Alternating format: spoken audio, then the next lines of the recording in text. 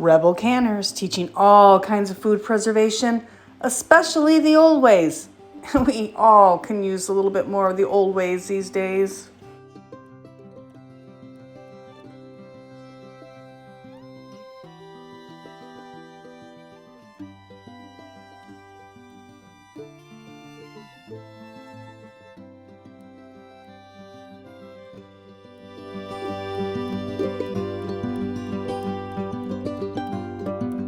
Welcome back, Rebel Canners. Today we're going to make protein powder at home. My kids have asked for it. They've all been doing the bodybuilding, lifting stuff at school.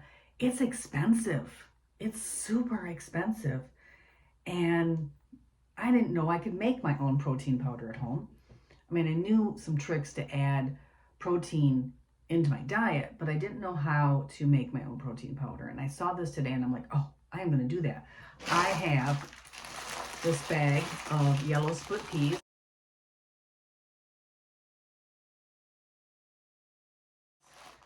That I don't know what to do with. You could only eat so much split pea soup.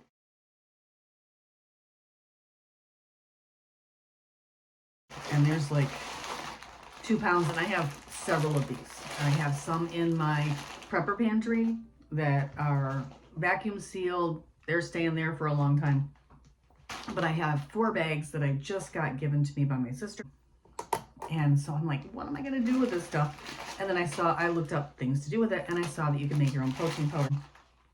The nutritional facts. I'm going to read these to you because it's going to come in handy here in a minute.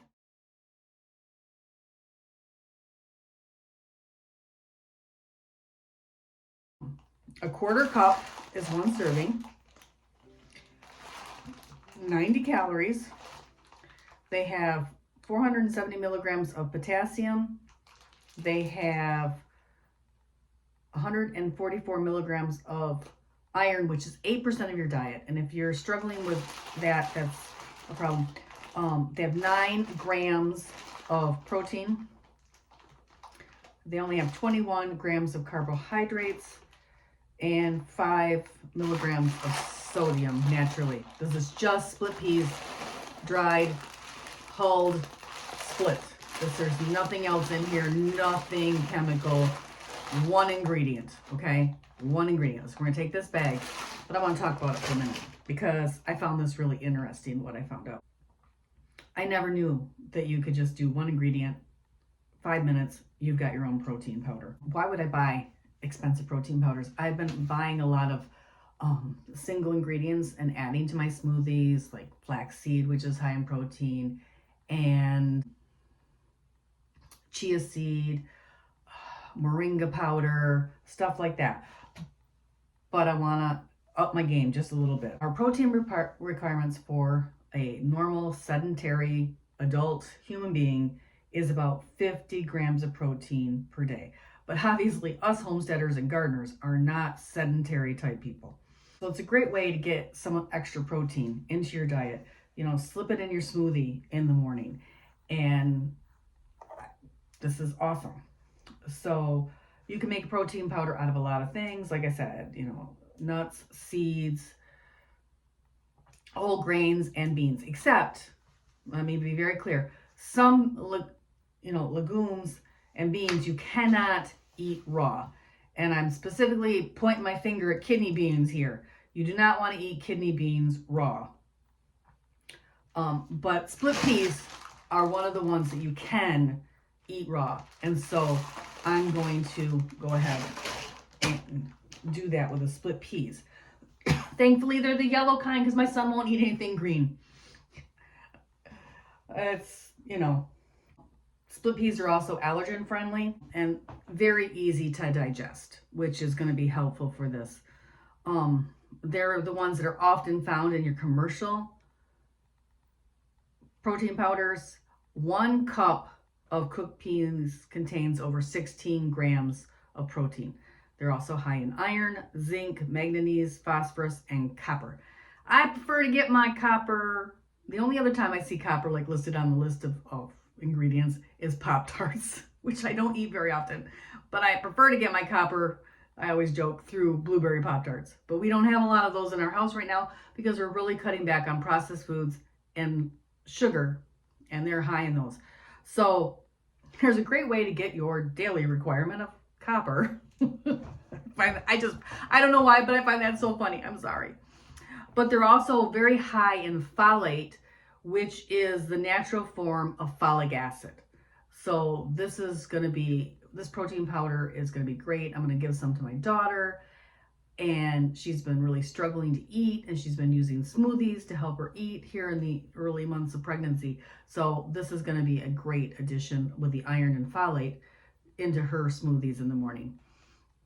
Peas contain over 20 grams of fiber in 1 cup. High fiber can also help lower your cholesterol and help you manage your blood sugar. So this powder, if you use 2 tablespoons per serving, it's a great place to start. Adding pea powder, can't say that 3 times fast, into your diet. Split peas are already dry, so you could use the garden variety peas, but then you'd have to dehydrate them or freeze dry them or something. So it's a lot easier to start with a pack of these babies. Somebody's already hulled and taken those hard shells off and dried. It's just easier on me all around. This will keep for several months in an airtight container. If you want to keep it for longer than that, put it in the refrigerator or the freezer. These are the same peas that are used in commercial powder, but those commercial powders typically have the starches and beneficial fiber removed to make it a more concentrated protein. Our homemade version will not have as high a protein content, but I'm okay with that because I really do want the benefits of that fiber. And it doesn't come with a high cost. I mean, this bag was free, but you can go to the store and buy it for under $3 anywhere in the US. So I'm okay with that. I don't need the high cost. But 1 cup of split peas has around 45 grams of protein. When processed, it makes just over 1 cup of protein powder. And 1 serving, which is the 2 tablespoons about roughly, is about 11 grams of protein. So that's good. So what you need to do this at home is some sort of high-speed blender like a Ninja, a food processor, or a spice blender. I'm going to use a unused coffee blender that I've never used to make coffee, because coffee flavored protein powder would not be bad. So you could still use your coffee grinder, but I have one that I haven't used for anything, and I'm going to do that. And then you need an airtight jar for storage. Raw split peas are completely edible, so you don't need to pre-soak them, you don't need to sprout them, and you don't need to cook them.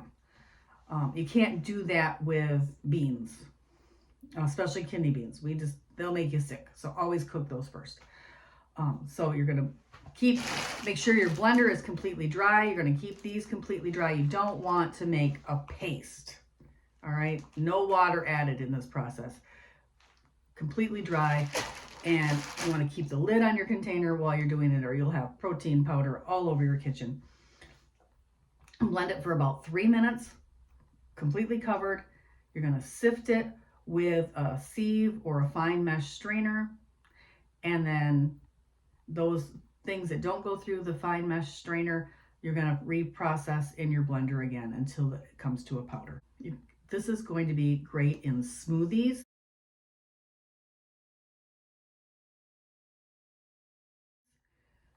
You can replace up to 1/3 of your flour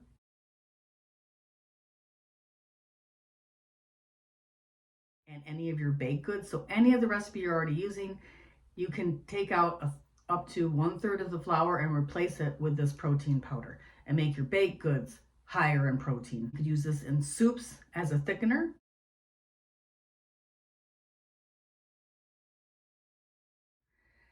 Or to sauces as a thickener in place of cornstarch with the glycophosphate. That's a great idea to do it with this. You can put it in power balls.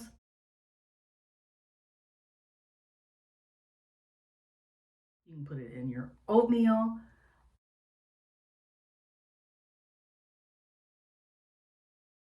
It's easy to make. It costs probably under $2. And it only takes 5 to 15 minutes of time. No added sugars, no chemicals in the processing, no added chemical flavorings, no added food colors. What you see is what you're going to get. That's it. That's what you're going to get. If you want to make this protein powder even more nutritious, you could add a 1/4 cup of flaxseed. You could add a 1/4 cup of hemp seeds, chia seeds, 1/3 cup of oat flour, or a 1/4 cup of coconut flour. And you work with this recipe and find a blend that you like. For flavorings, you could add 1 or more of the following: a tablespoon of cocoa powder or cacao powder, 1 tablespoon of coconut sugar if you want a sweeter one. I'm trying to get the sugar out of my diet, at least the high processed sugar. So, maybe I might need a little coconut sugar to add in there. Maca powder, 1/4 teaspoon of ground cinnamon. You could add a teaspoon of stevia powder if you want sweetener and you're on a low sugar diabetic type diet. 1/2 teaspoon of vanilla bean powder would make this a vanilla flavored protein powder. You want the cacao for the chocolate flavor, or you could do a vanilla flavor. The options are limitless here.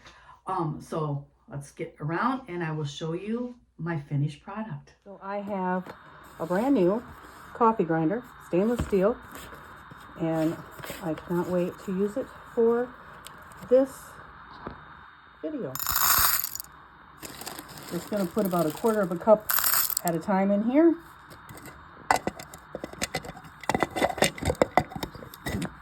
So,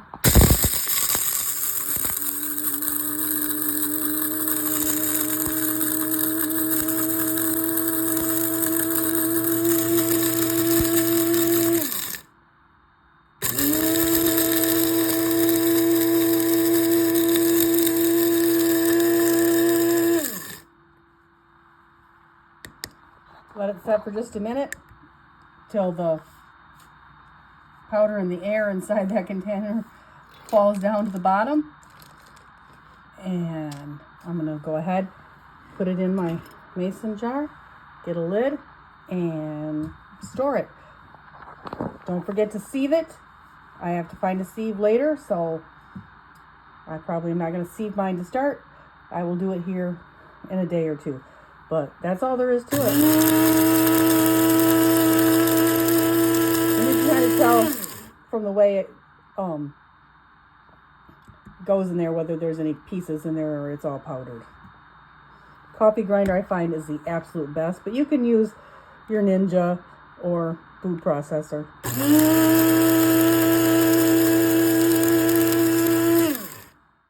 And there you have it. In just about 5 minutes, I have made 2 cups of protein powder.